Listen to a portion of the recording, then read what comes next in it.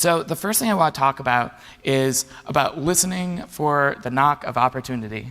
So I was in New York City, and I had founded a company called 1-800-KNOW-NOW. And this was a 1-800 number you could dial and then get connected to a college student who would basically Google information for you. And it happened around the time, 2006, where that's exactly what people wanted, because a lot of us didn't have BlackBerries, the iPhone hadn't been released yet, so a lot of us knew that this information was out there on the web, but we just couldn't get to it.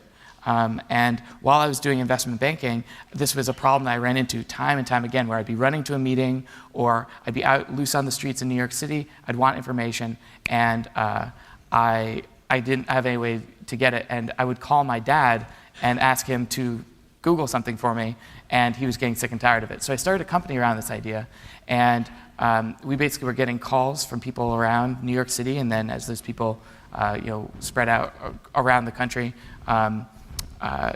they would call in, ask random questions. We would route those questions to people at Columbia, Brown, Princeton, and some other universities in the Northeast. So it was an interesting idea, but we weren't getting anywhere with it.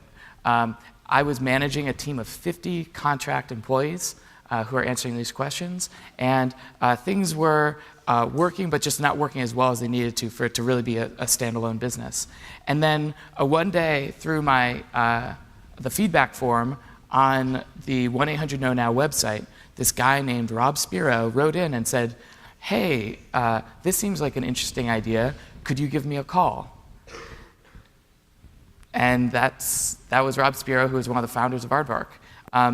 So I answered that email, and really I flew out to San Francisco a week or two later, met with these guys, talked with them about their vision for Aardvark, what I had wanted to do with 1-800-KNOW-NOW, saw that there was a lot of parallels there, and sat down with Max one night after dinner, and he said, "All right, well, do you want to come join this team?" And I said, "I do. Let's do this. When do you want me to start?" And he said, "How's Monday?" And it was Friday.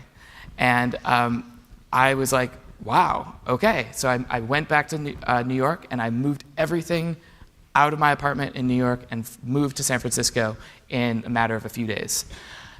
The point is that you have to listen for the knock of opportunity, because it's going to come when you don't expect it, through a channel that you weren't anticipating.